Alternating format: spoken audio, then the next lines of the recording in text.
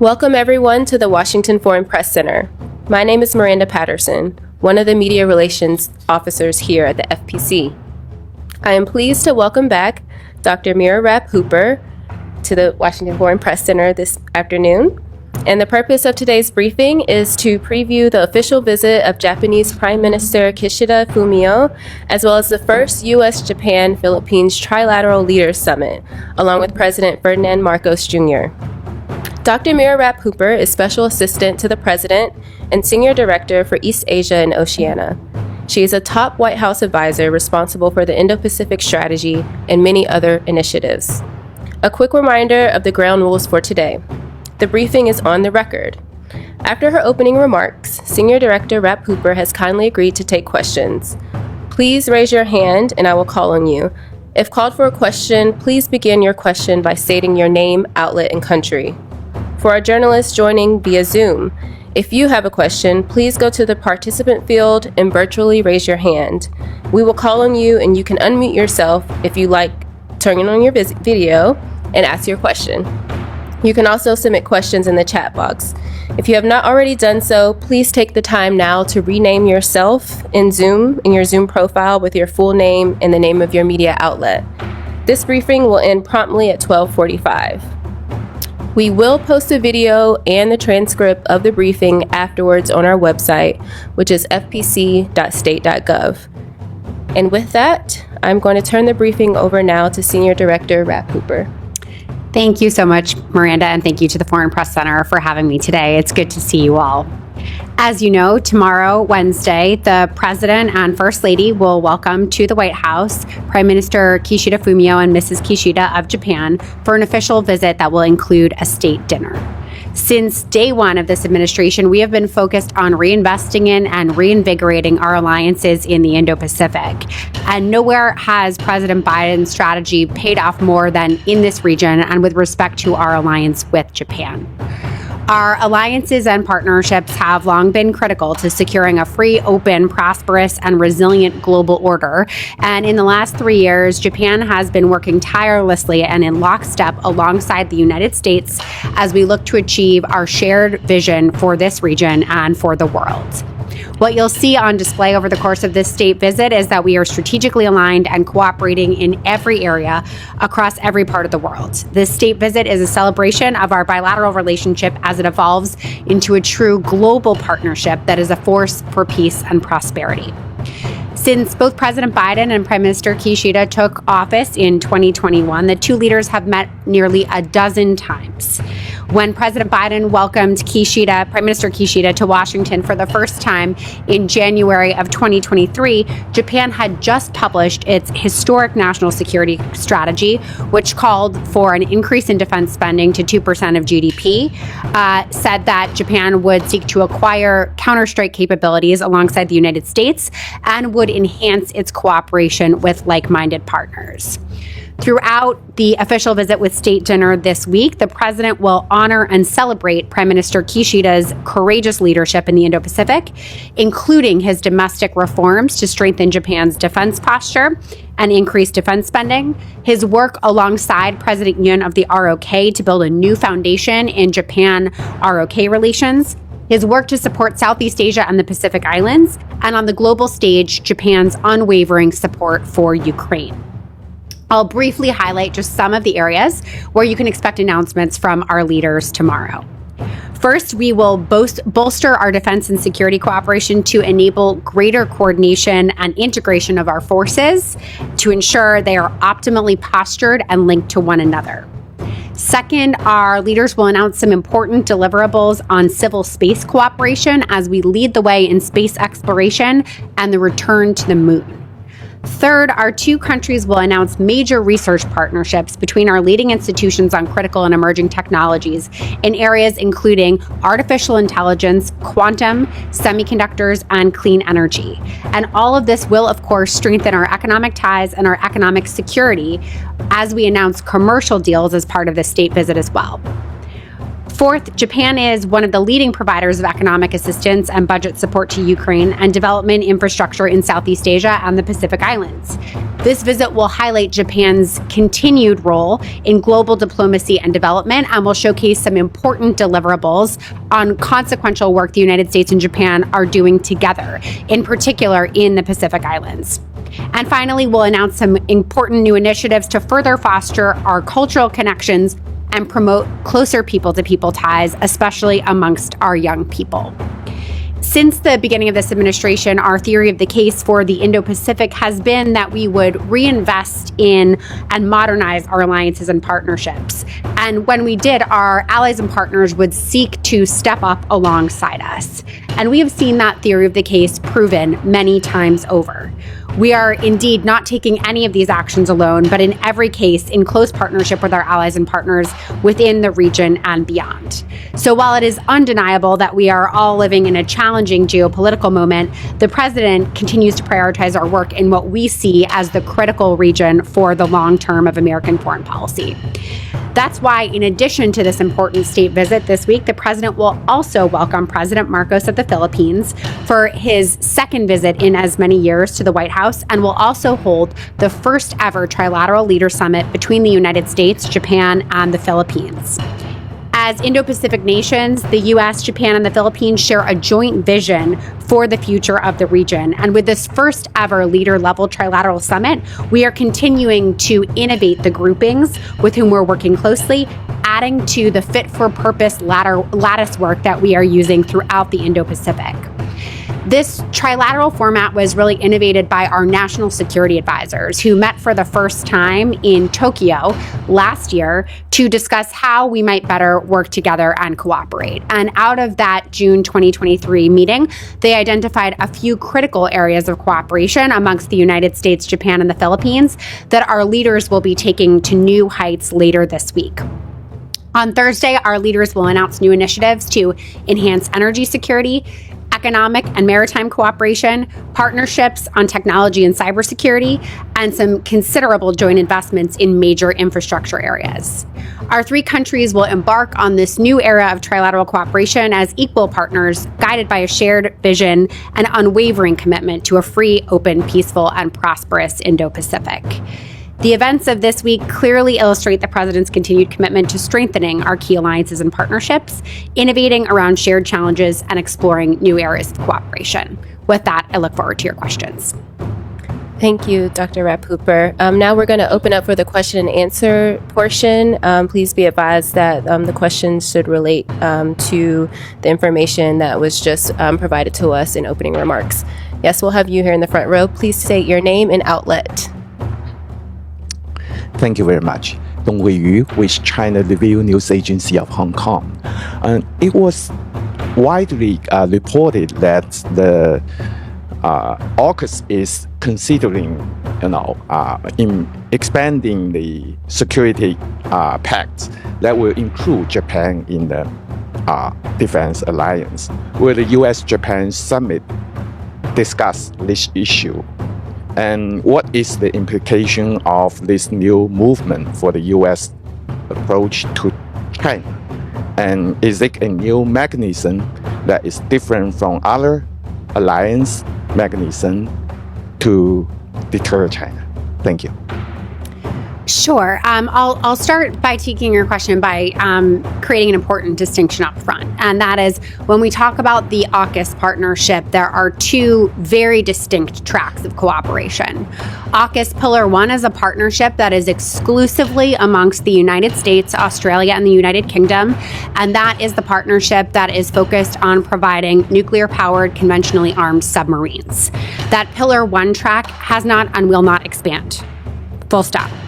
There is a second track of AUKUS, which is AUKUS Pillar 2, that is focused on the development of additional advanced capabilities projects, which are entirely separate from Pillar 1.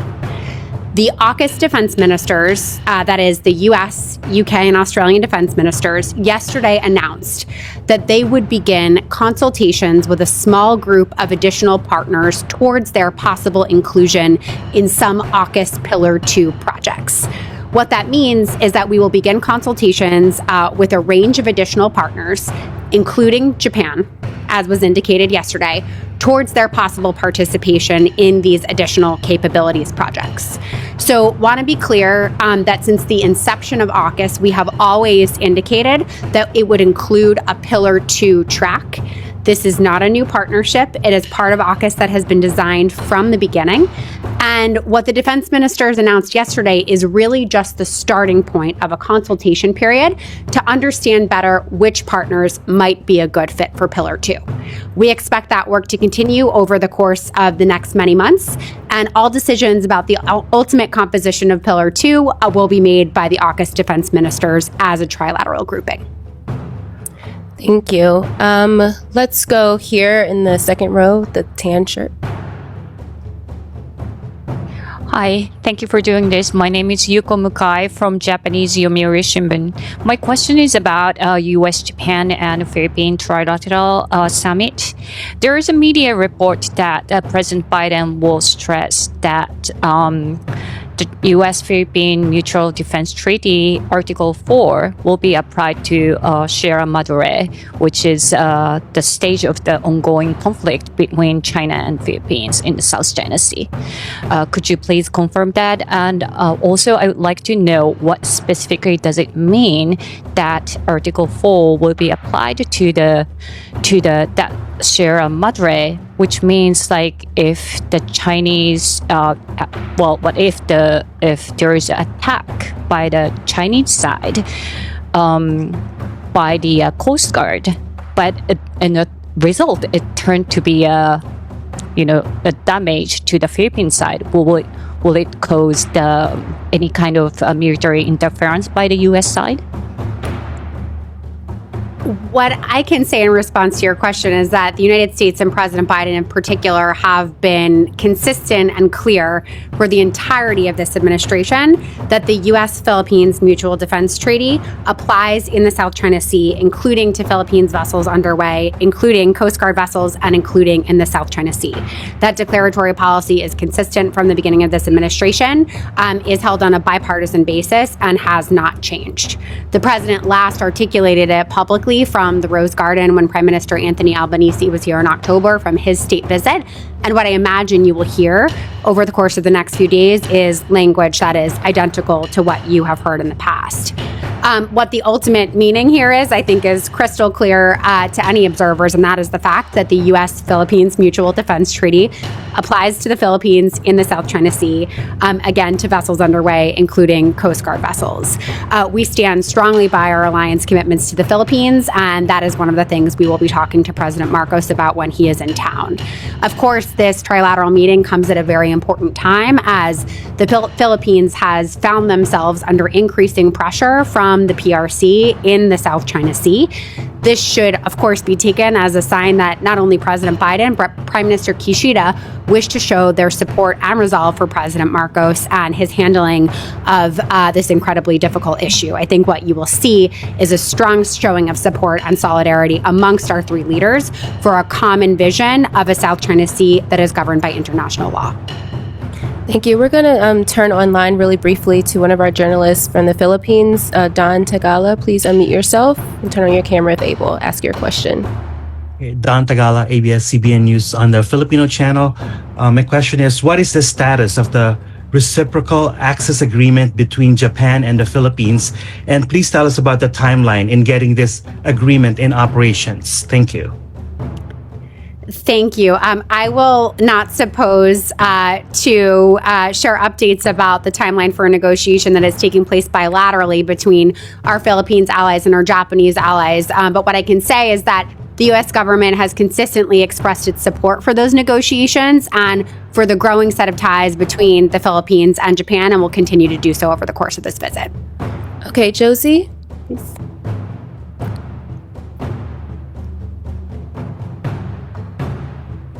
Good morning. My name is Josie Moralidad Zayman from the Radio Mindanao Network in the Philippines, but I'm based here in Alexandria, Virginia. I have several questions, but if you don't mind, I'm going to ask two questions, and it's up to you how to answer it.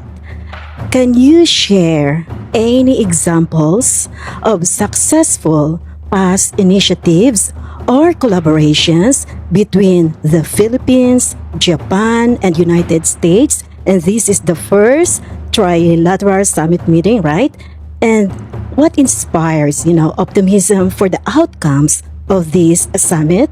And how do you believe the outcomes of this summit will positively impact the lives of people across the Indo-Pacific region?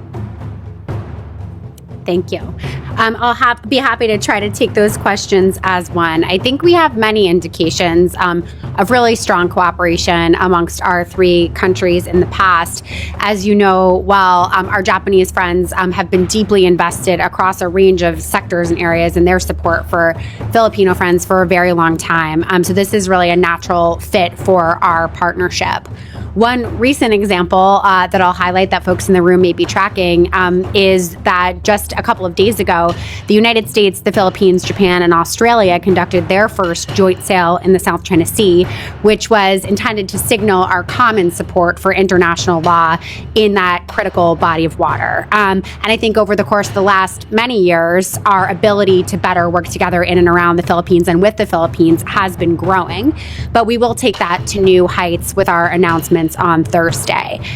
To your important question about how those deliverables will show that we are delivering for the Filipino people, what I can say is there will be some particularly important announcements related to infrastructure in particular, whereby the United States and Japan will agree to cooperate on their investments in the Philippines. And we do believe that together and working closely with the government of the Philippines, we will be able to deliver for the Filipino people by helping to work together on high quality, high standards infrastructure that makes a difference in the lives of everyday people. Okay, we'll go to Song here in the third row, the edge. Thank you very much. My name is Hong Sang-ho, reporter from Yonhap News Agency, South Korea. I'm wondering about if there will be any specific and concrete progress in terms of trilateral cooperation involving South Korea about deterring North Korea from the summit I'm talking about between President Biden and Prime Minister Kishida. And my second question is that you talked about Pillar 2 of the AUKUS security partnership. Do you see any possibility that South Korea could be potential partner in Pillar 2 advanced capability projects? Thank you. Thanks very much. Of course, we will primarily be focused on bilateral deliverables in our summit with Prime Minister Kishida. But I will say that there will be a few grace notes in some of our documents marking the fantastic progress we are making in our trilateral relationship with the ROK, including in the defense and security space. So some of those developments will be noted in the joint leaders statement and the fact sheet that we bring out. I'll point to just one area in which we have redoubled our trilateral cooperation since the Camp David summit, and that is in our partnership to monitor and push back against the growing cooperation between the DPRK and Russia, which of course is of grave concern to all three of our countries and should be of concern to anybody who is interested in peace and stability in the Indo-Pacific as well as in Europe. So we remain very confident and enthusiastic about the work we continue to do together in that trilateral format. To your question about additional partners, as I've noted, the AUKUS defense ministers did agree yesterday to begin consultations with additional partners towards possible inclusion in Pillar 2. They'll be talking to a range of highly capable partners who would be good fits for these projects, and I'll leave those consultations to the defense ministers. Okay, we'll go to Lisa in the front row. Thank you. I'm Lisa. I'm with Nippon TV. We're based in Tokyo, Japan. My question is, I think President Biden mentioned about his concerns on U.S. steel deal publicly. With the proposed merger on Nippon TV, Nippon Steel and U.S. Steel also be one of the topics to be discussed in the meeting? What I can say is, of course, the president's views on the subject are well known. The president has made clear that he will always stand up for American workers, but he's equally strong in his conviction that he will always stand up for the U.S.-Japan alliance. I'll leave it at that. Okay, we'll go here in the third row, the black shirt. Thank you for this opportunity. This is Ryo Kiyomiya from the Asahi Shimbun, Japanese daily newspaper. I have two questions. Firstly, regarding the command and control between US and Japan. Japan will establish a joint operational command by next year. So as a counterpart of Japan's JJOC, what could be an ideal USFJ command structure in order to promote cooperation between US and Japan? And separately, regarding the US-Japan cooperation and US-Japan-Philippines trilateral cooperation, how much are you hopeful that countries can institutionalize cooperation and deliverables in spite of a potential presidential transition or change of government? Thank you. To your question about Japan's stand-up of its joint operational command, we will have more to say tomorrow about the United States' approach towards modernizing its own approach to command and control in Japan. However, I will note that it will take a bit of time for some of these details to be worked out. So tomorrow we'll give some additional color on these questions, but we are prepared and fully expect to be working closely with the government of Japan on the question of how best to match up with JJOC for months to come. On the question of the U.S.-Philippines trilateral, we are absolutely hopeful about being able to institutionalize this cooperation. As I mentioned, this trilateral track really began at the National Security Advisors level about 9 months ago. But since that meeting, where our National Security Advisors crafted a joint program of work for us, there have been several additional meetings at other levels and in other formats, to include our foreign ministers meeting trilaterally, Vice President Harris meeting with Prime Minister Kishida and President Marcos, and most recently Deputy Secretary of State Kurt Campbell meeting with his Philippines and Japanese counterparts at the vice ministerial level. So we believe strongly that this format will continue across a range of agencies and different levels, and that the program of work that you see unveiled on Thursday will be a project for our three countries for many years to come. Thank you. In the front row, Jessica. Thank you, Marina. Thank you, Ms. Cooper. Bing Ruwang with Hong Kong Phoenix TV. So in terms of the trilateral cooperation, the Chinese Foreign Ministry said China opposes coupling together exclusive groupings. How do you want China to portray this summit? Are you concerned a closer U.S.-Philippine military cooperation may trigger escalation in the South China Sea? Thank you. I'm not going to opine too much on China's portrayal or sort of deign to project how Beijing will portray the summit. What I will say is what we've said throughout the Biden administration, which is that the U.S. Indo-Pacific strategy and our groupings of alliances and partnerships are not about being against anyone or anything. They're about what we're for. And that's very clear in our Indo-Pacific strategy. We make clear that we stand together for a free and open Indo-Pacific that is prosperous, resilient, and secure. And we welcome into that approach all comers who share in that vision. The U.S., Japan, Philippines trilateral that you will see on Thursday is a perfect representation of three maritime democracies who are aligned in that vision, and we believe that the world will see that summit as such. Okay, let's go here in the corner. Hi, thank you for this opportunity. My name is Shinichi Akiyama for Mainichi Newspaper Japan.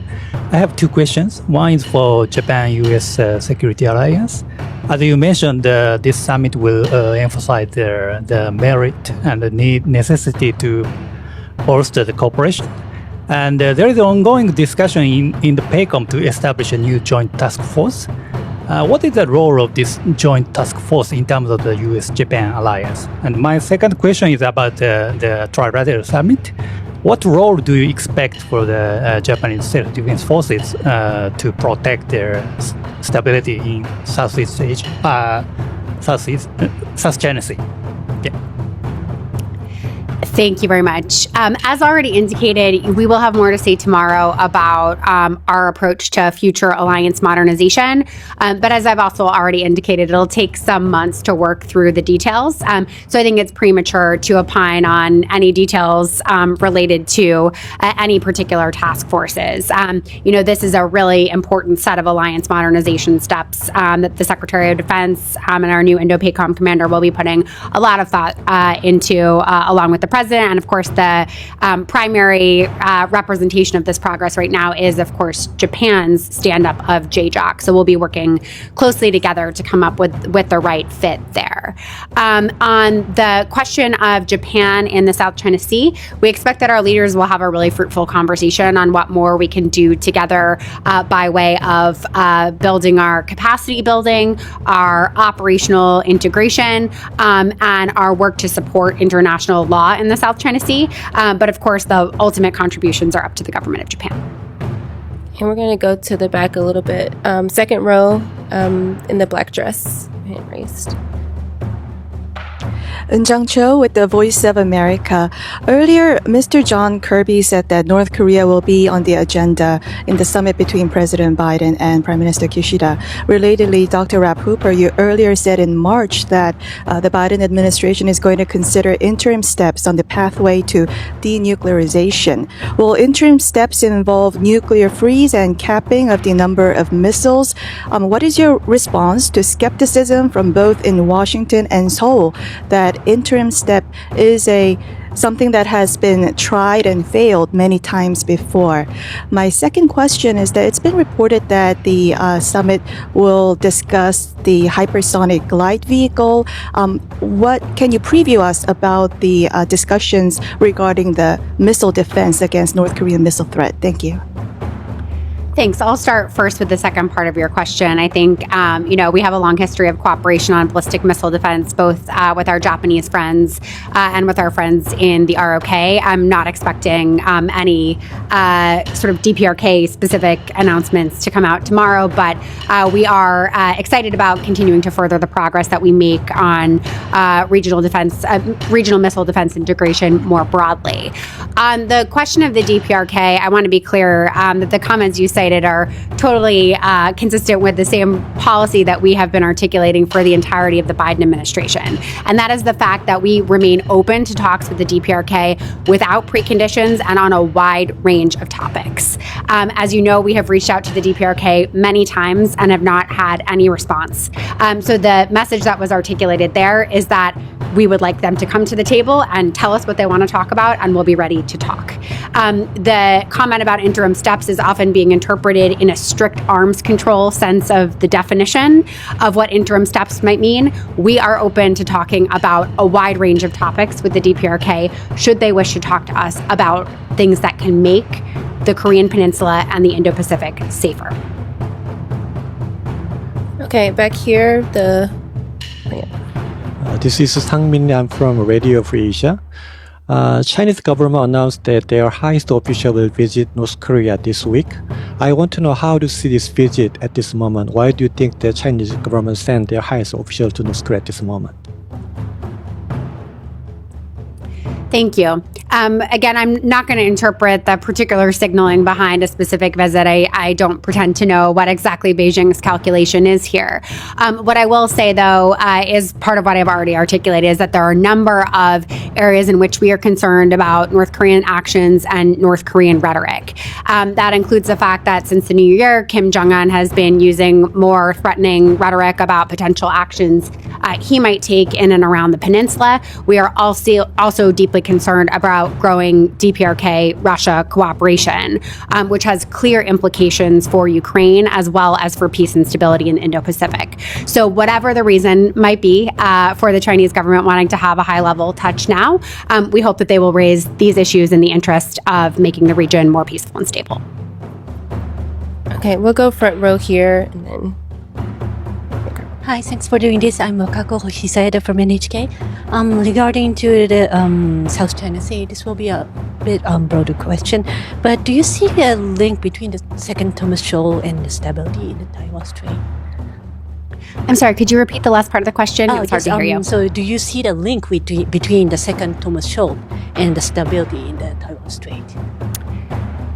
I don't think I'll connect those two areas too directly, except to say that, of course, the United States stands for peace and stability in all of maritime Asia and for a maritime Asia that is governed by international law. Obviously, these are areas of concern on which we are keenly focused, but I won't draw further connections between the two of them here. Okay, right next to him. Thank you so much, Senior Director. Igor Nemushin, RIA News Agency, Russia. So, as Japan plays a really active role in supporting Western sanctions in Indo-Pacific, including price cap on Russian oil, import ban for Russian diamonds, and long list of export bans. Are there any plans during the Japanese Prime Minister visit to discuss additional sanctions on Russia? And are there any plans to discuss maybe potential transfer of Patriot systems to Ukraine via the US? Thank you. Thank you. I won't get ahead of any private discussions that might take place between our leaders. Okay, right. Let's see. In the fourth row. Hi, this is Tomoko Ashizuka of the Nikkei newspaper. Thank you very much for doing this. So the Biden administration has emphasized on the importance of alliances in the Indo-Pacific region and in other parts of the world compared to the previous administration. I'd like to know why do you think that enhancing and expanding the alliance is critical for the interest of the United States and other countries. Thank you. Thank you. I certainly tried to speak to this in my opening remarks, but happy to say a little bit more here. I think as the United States laid out in President Biden's Indo-Pacific strategy that was published in February of 2022, we see cooperation with our alliances and partnerships and the expansion of those as critical because by growing these relationships and improving our ability to work together, we can build what we term collective capacity in the Indo-Pacific, and that is our ability to deliver on specific concrete results that further our shared objectives in that region. So that's why we put such an emphasis in that strategy on alignment with our alliances and partnerships.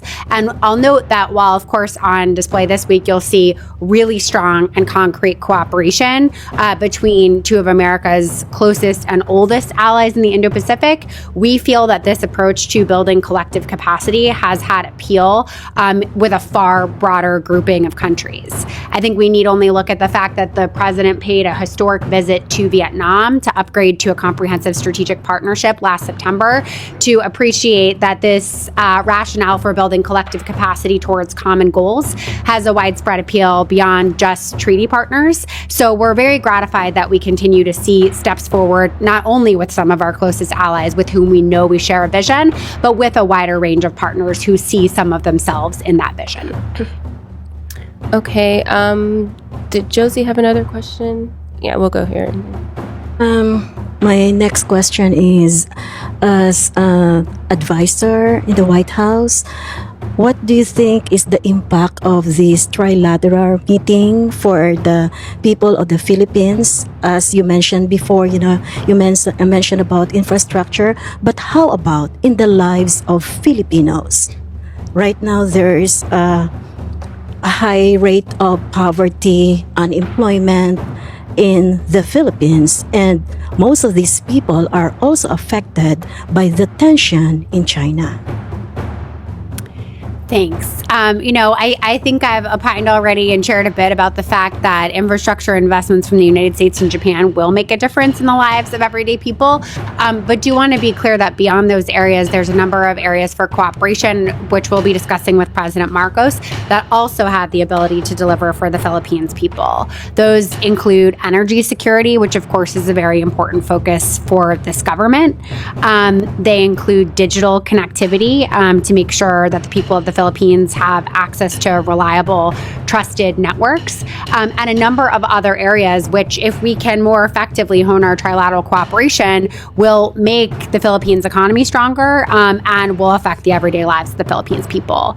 On top of that, of course, what we'll be showing on Thursday is that amidst the tensions with the PRC in the South China Sea, the Philippines people, not just President Marcos, have the support of the United States and Japan. So we think that between these very concrete deliverables, some of which have significant economic implications, and those statements and demonstration of resolve, this is indeed not just about three leaders, but about all their people.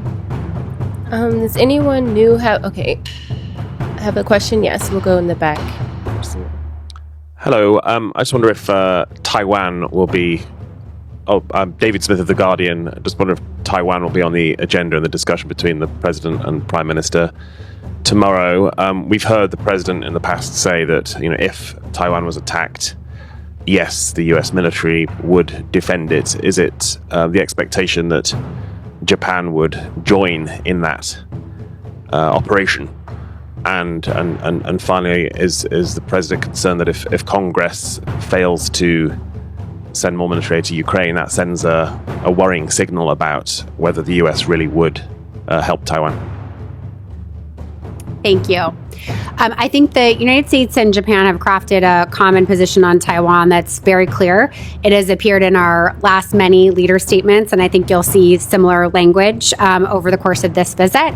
Our leaders often talk about the importance of peace and stability in the Taiwan Strait, but I don't have more to share for you than that at this point. I do think that, of course, the president is very hopeful that Congress will pass this up for a wide range of reasons, to include its important implications for Indo-Pacific security beyond security in Europe. Okay, we'll go back here in the beige. Hi, Yuko Mukai from Japanese Yomiuri Shimbun. Just follow-up question about Taiwan. So you earlier mentioned that you don't connect South China Sea and Taiwan to directly, but do we expect in the trilateral meeting that the leaders will discuss about Taiwan Strait issues, in the context of peace and stability? And also, as my understanding, that the reason Japan finds this trilateral framework is more meaningful is because Japan is facing the same kind of pressure by China in the East China Sea. Does East China Sea issues will be discussed by the leaders? Thanks. Again, I'm not going to go into too much depth on private conversations amongst our leaders that haven't happened yet. What I will say, however, is that the United States is totally consistent in reaffirming the fact that our Mutual Defense Treaty and Article 5 apply to the Senkaku Islands. You will see that position reaffirmed by the president and in relevant language, as it always is. I don't have any further detail to share on the East China Sea at this time. But again, we often discuss the importance of peace and stability in the Taiwan Strait, and we have a well-crafted series of common positions. Okay, this is going to end the question and answer portion of the briefing, but I did want to give Dr. Rapp-Hooper a chance to say any concluding words. Thanks. Really appreciate the strong and detailed set of questions today, and appreciate all of the engagement from this great group of reporters.